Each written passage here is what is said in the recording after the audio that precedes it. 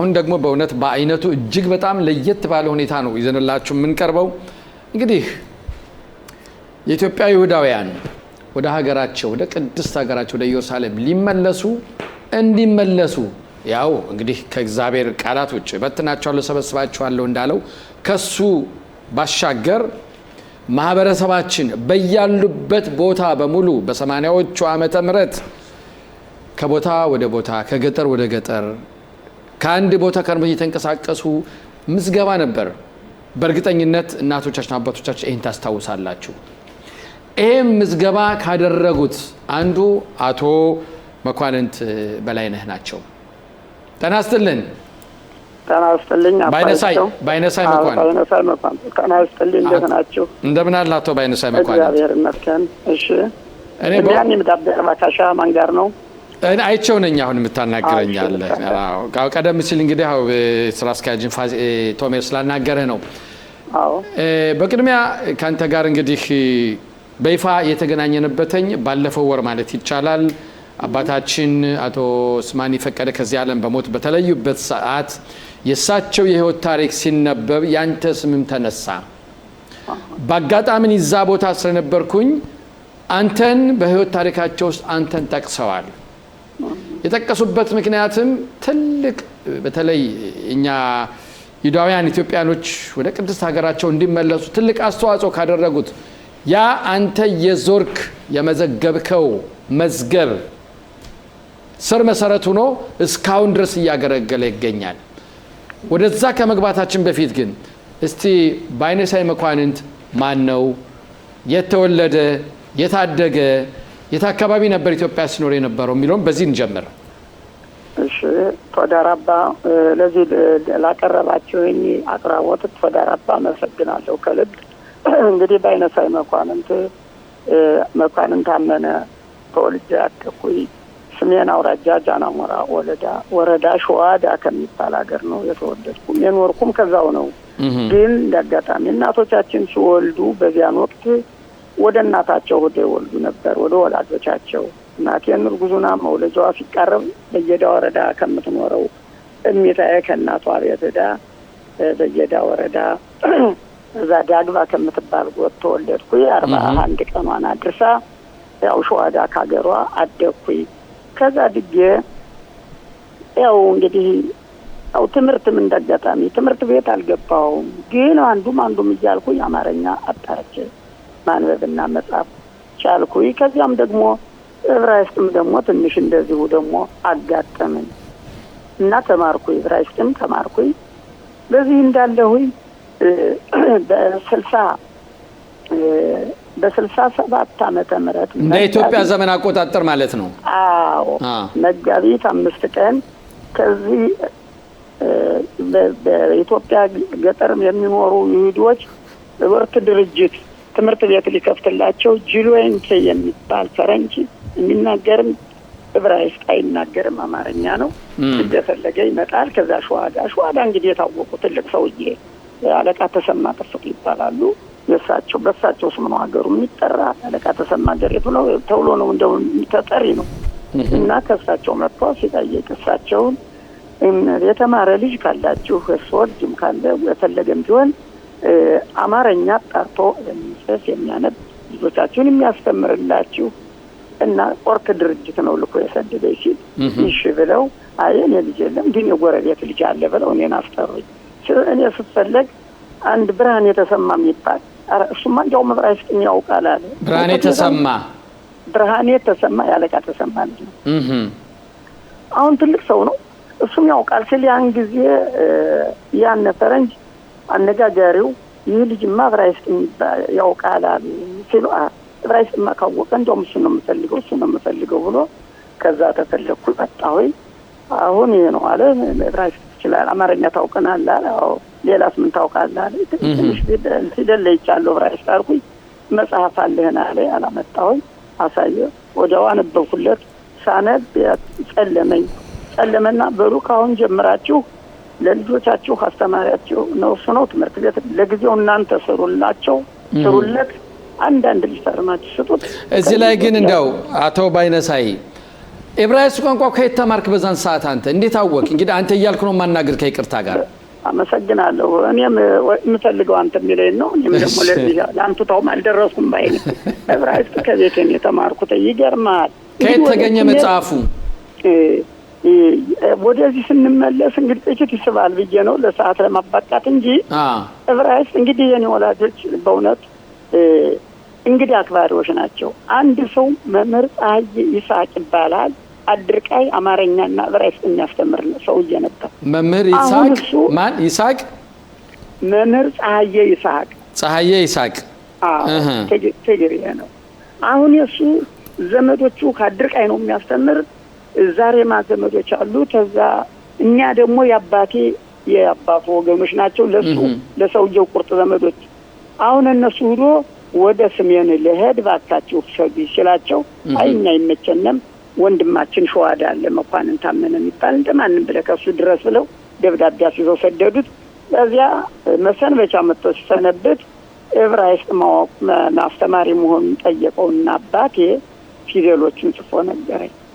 ያችን ፊደል በላይ አለፍ ቤት ብሎ ነው በላይ በግርጓ ደግሞ በአማርኛ እንዳርወጥ ተሰጠኝ። በሁለት ቀን በሶስት ቀን የዛን ጊዜ ጭንቅላት ሌላ ነው ባሩፋሽን ለቃቀንኳቸው።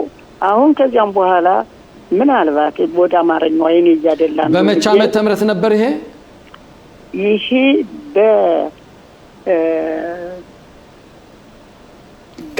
በ1967 ብለኸኛል። 67 አስተማሪነት የተቀበልክ ግን ያ ዕብራይስጥ ቋንቋ የተማርክበት ከዛ በፊት ነው? አዎ ከዛ በፊት ነው። እንዲያው ቢሆንም በ62 እና በ63 ነው የሚመስለው። በ62 ዓመት በጣም የሚገርም ነው። አዎ እና ከዛ በዛ ግን በኋላ አባቴም ተወራውጦ ዕብራይስጥ መጽሐፍ ከቄስ አየሊ ተቆላ መረባ ነበረ። ከዛም የሚያውቀው ኑሮ ይዞልኝ መጣ። ያንንም ደግሞ እንደዚህ አንድ ሰው መጥቶ አስጠናኝ። እዛ ወዲያ ቀመጣታ ጸሪ ሰጎን በሙሉ አስጠናኝ። ከዛ ወዲያ ማንበብ ጀመርኩኝ። ያው በእጅ በጣም አልጽፍም እንጂ ማንበብ ጀመርኩኝ። እንደዛ አድርጎ ይህን ያውቃል ብለው እንግዲህ ሀገሮቹ እንዲያው ሙሉ እውቀት እንዳለው አርገም ያምኑ ነበረ። በዛን ወቅት ሰውዬ ሲመጣ በዚያ ነው እንግዲህ እውቀቴን የተነገረውና እዛ ተቀበለኝ። ወዲያው በሉካውን ጀምራችሁ ይህ ልጅ ያለውን እውቀቱን ለልጆቻችሁ ያስተምርላችሁ ትምህርት ቤት ስሩለት፣ ሳር ቤት ለጊዜው በሚመጣው አመት ግን ከፍተኛ ትምህርት ቤትና አስተማሪ ይጨመራል ተብዬ ያው 62 ኮታራ መዝግቤ በ3 እና በ4 ሽት ያደረኩ ሳስተምር ወዲያው ምን አደረገ እስከ ደባርቅ እና ብሎ ደባርቅ መጥቼ አውራጃው ትምህርት ሚኒስቴር 2 ሰሌዳ 2 ሳጥን ቾክ የሚጻፍበት ቾካው ዋው። ከዛ ምን ሰጠኝ ደግሞ 400 ደፍተር 500 እርሳስ ኮፒ ቁጣራው በነፃ ነው የሚተማር ነበር። ያንን አስጭኝ ጀርኩኝ ትምህርት ቤትን ተሰራልኝ። እዛው ሸዋዳ ውስጥ ነው? እዛው ሸዋዳ ላይ ነው። 3 አመት አስተማርኩኝ እስከ 71 ዓመተ ምህረት እስከ 971 በኢትዮጵያ ዘመን አቆጣጠር። አዎ በኢትዮጵያ አቆጣጠር ነው። ዋው። እዛ ላይ ዛን ወቅት እንግዲህ ሀባ የሚባል ወደረኛ ለደርግ መንግስት ተቃራኒ ነበር። እዛን ጊዜ ሀባ መጣ ገባ። የሀባን ሊያስስ እኛ ሀገር ሸዋዳ ደረሰ። ደርግ እያሰሰ ሲመጣ እኛም በሀባ አድፈን ነበርን። እንደገና ምረት ጠይቀን እንደዛ ስንል በሉ ስራችሁን አጋልጡ ተባለ። ስራ ስናጋልጥ እኔ እንግዲህ ይህ ስራ ላይ ያላልኩም አንተ ስሜን ተናገርና ስምን ያው በሙሉ የተዘረፈውላ ስሙን እየተናገረ ስራውን እያጋለጠ ሲሄድ አንተ ምንድነው ለካ ጥቆማ ገብቶለታል የመምህር ነው ተውሏል። ያ መምህርነት ደግሞ ማን እንደላከው አይታወቅም። አሁን እዛ ላይ መምህር ይሄማ የሀባ ገበሬ ማህበር አቋቁማ የሀባ መምህር ነው ተብሎ ነው መሰል። አሁን እያጋለጠ ሲሄድ አንተ ስራህን አትናገርም አለኝ። ታይነሳይ አንተ ነህ? አዎ። አንተ ስራህን አትናገርም? ምን ስራ አለኝ? ያው ገበሬ ነኝ።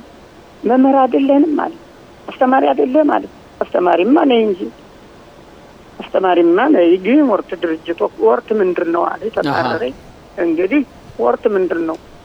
እንግዲህ ያው በደርግ የተረከብኩት ነገር ነው ብዬ የተማመንኩት መስሎኝ ስፖርት ምንድነው አሁን የምታስተምርበት መጽሐፍ አለ ቤታችን ራቅ ያለ ነው አባቴ ሽማግሌዎች ተመለሱ ተብሎ ተመልሶ የነበረው ስቀርበት መጥቷ ላይ አሁን መጽሐፍ የምታስተምርበትን ሽፍት ነው የሚሉት የዛን ጊዜ የምታስተምርበትን ሽፍት ማየት አለብን ኮቨሬት እንደሚሉት አሁን አባቴ እንዲህ ያሉ ሰዎች እየጠየቀ ሲመጣ ታሰረ ተይዤ በቁጥጥር ስር ውለህ የመጣው ታዲያ አባቴ ያን መጽሐፍ ይዘህ ይመጣል እሱንም አምጥተህ ደባርቅ ካውራጃው ወህኒ ቤት ያው ስር ገባነ መቼም ተውን ለፈውና ከዚያም በኋላ ወደ በዚሁ እንዳለው በደርግ ደግሞ እንደገና በመሰረተ ትምህርት 2 አመት አስተማርኩ በ77 ዓመተ ምህረት በ76ኛው ህዝብ ወደዚህ ሲሄድ ወደ ሱዳን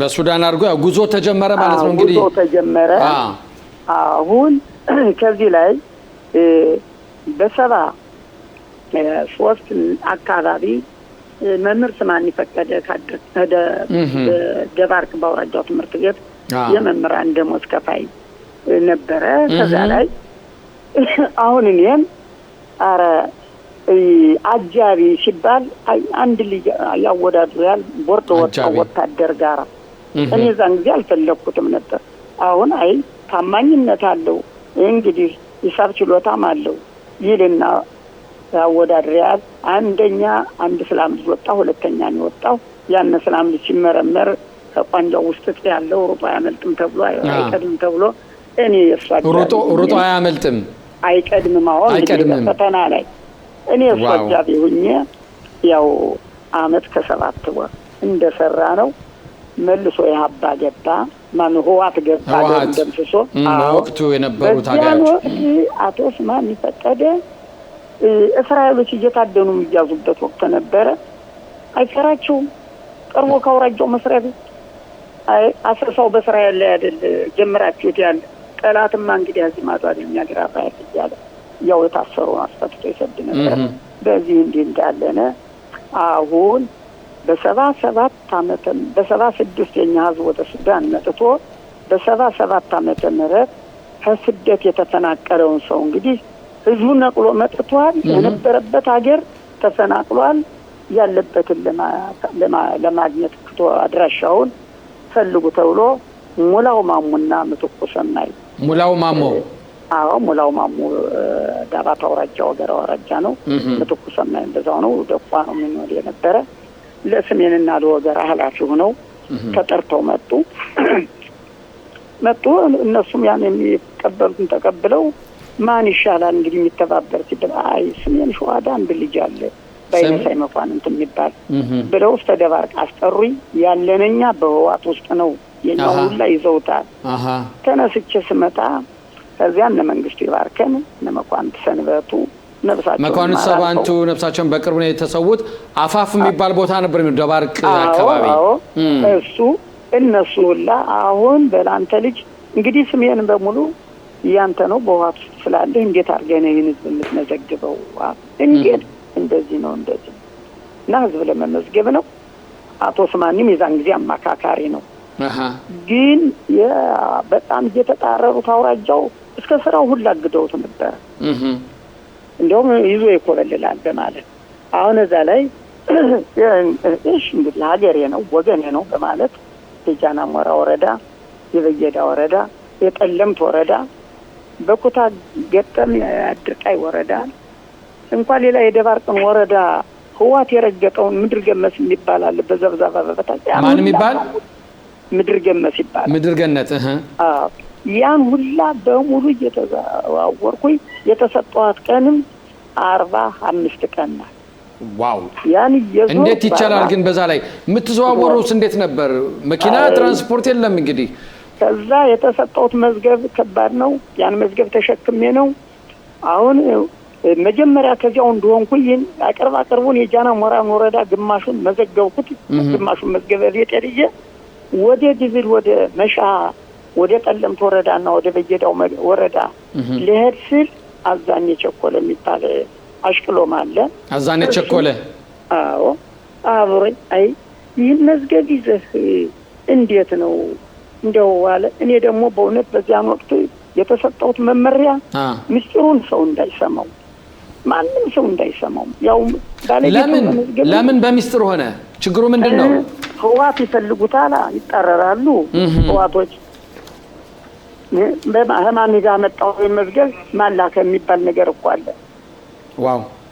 አሁን እሺ እንግዲህ እኔም ያው መቼም በህይወቴ ቆርጬ ነው። እኔም ደግሞ በእውነት በዚያን ወቅት ለወገኔ ልርዳ የሚለው ነው እንጂ እግዚአብሔር ለዚህ ካብላ በቃይ ወገኔ እንርዳ ነው እንጂ እሞታለሁ የሚለውን ሐሳብ የለኝም። እንግዲህ በ71 ዓመተ ምህረት የታሰርኩ ጊዜ ሲቃየና ከፍያ እንዳይኔን አጥፍቼ ነው የወጣሁት በድብደባ።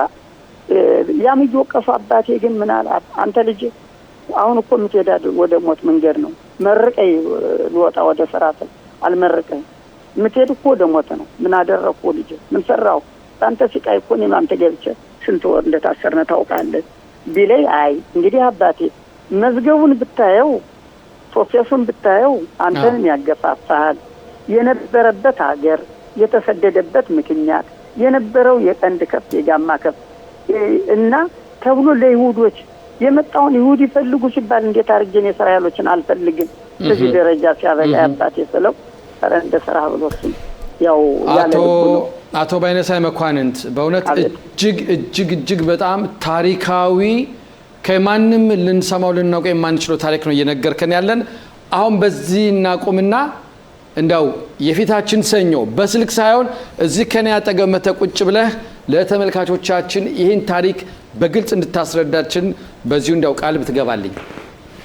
እንግዲህ በእግዚአብሔር እንደ እግዚአብሔር ፈቃድ ከእግዚአብሔር በታች ነው እንግዲህ ሁሉ እግዚአብሔር ዳታ። እሺ በስንት ሰዓት ነው? እናመሰግናለን። ስልኩን በኋላ በውስጥ መስመር እናወራለን። ለዛሬው ግን እጅግ በጣም እናመሰግናለን አቶ ባይነሳይ። ለዚህ መድረክ ስላቀረባችሁኝ እኔም አመሰግናለሁ።